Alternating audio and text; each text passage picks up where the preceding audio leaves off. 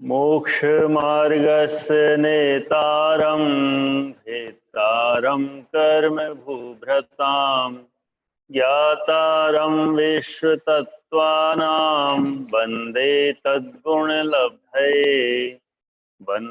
तद्गुणलब्धये। सक्षायत्वाद जीव कर्मण योग्यान पुद्गलान आदत्ते सह बंध 02। अर्थ कषाय से सहित होने से जीव कर्म के योग्य पुद्गलों को ग्रहण करता है, वो बंध है। कषाय सहित जीवों के कर्मों का निर्माण पुद्गलों से होता है। ये पुद्गल ही कच्चा माल है, इन्हीं से कर्मों की रचना होती है, इन्हीं का आत्मा से आकर बंध होता है। कषाय से सहित जीव को सक्षाई कहते हैं।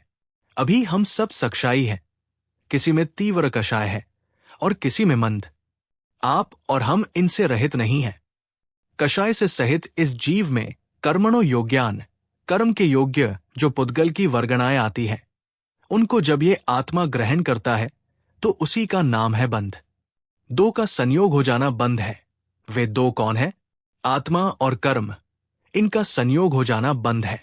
ये पुद्गल वर्गणाएं जो कर्म रूप से बंध सकती है, वे जब आत्मा के साथ आती है और उनको ऐसे निमित्त मिलते हैं तो बंद हो जाता है। पुद्गल वर्गणाएं तो तीनों लोकों में घूम रही है, लेकिन केवली भगवान के पास आती है और चक्कर लगाकर चली जाती है, क्योंकि उनके पास उन्हें स्थान नहीं मिलता है। और हमारे पास आती है तो हम उन्हें मेहमान के समान अपने पास बैठा लेते हैं, क्योंकि उनसे हमारी बड़ी घनिष्ठ मित्रता है और अनादिकाल से यही मित्रता बंध है। जो उनसे वैर कर लेते हैं कि हमारे पास तुम्हारे लिए जगह नहीं है, वे कर्मों की निर्जरा कर मोक्ष सुख की प्राप्ति कर लेते हैं। बंध क्या है? क्या हो रहा है बंध? किसका बंध? योग्य कार्मण पुदग्ल वर्गणा का। किसे हो रहा? कषाय सहित जीव, मूर्तिक जीव। कब से हो रहा है? अनादि से।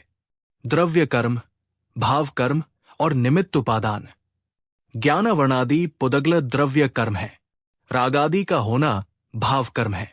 स्वयं कार्य रूप परिणमन की शक्ति उपादान कारण है, तथा स्वयं कार्य रूप न परिणमय पर कार्य की उत्पत्ति में सहायक हो, उसे निमित्त कारण कहते हैं।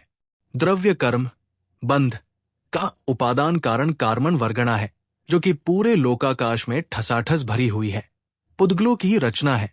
पुदग्ल स्कंध है, तथा द्रव्य कर्म में निमित्त कारण है जीव के योग और कषाय। इन योग और कषाय से जीव को कार्मण वर्गणाएं कर्म रूप में परिणमित होती है। निमित्त कारण जीव के स्वयं के कषाय और योग कारण है। भाव कर्म बंध जीव के योग और कषाय की पूर्व पर्याय है। भाव बंध और निमित्त कारण है उदय उदीर्णा को प्राप्त कर्म, और कर्म के उदय उदीर्णा होने से जीव के योग और कषाय होती है, उससे कर्म बंध होता है।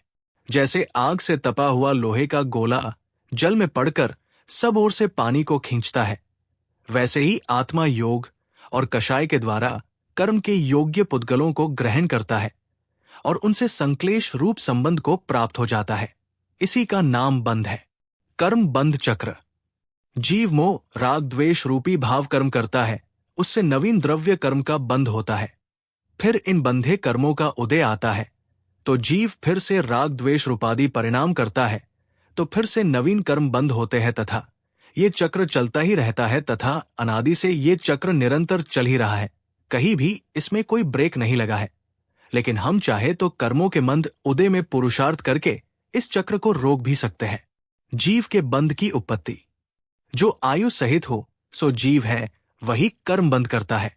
आयु से रहित सिद्ध भगवान है, उनके कर्म बंध नहीं होता। यद्यपि 14वें गुण स्थान में भी आयु है, पर उस प्रभु को सिद्ध की तरह ही समझना चाहिए। जो प्राणों को धारण करे सो जीव है। प्राणों में आयु भी प्राण है, अन्य भी प्राण है। जिसके आयु है उसके साथ में संभव सब प्राण होते ही हैं। केवल एक 14वां गुण स्थान ऐसा है कि जिसमें केवल आयु है, अन्य प्राण नहीं है। इसलिए समझ लेना चाहिए कि 14वें गुण स्थान में बंध नहीं, पर अन्य सभी संसारी जीवों के बंध चलता है। कर्म तो आत्मा का गुण है, वे पौद्गलिक कैसे हो सकते हैं?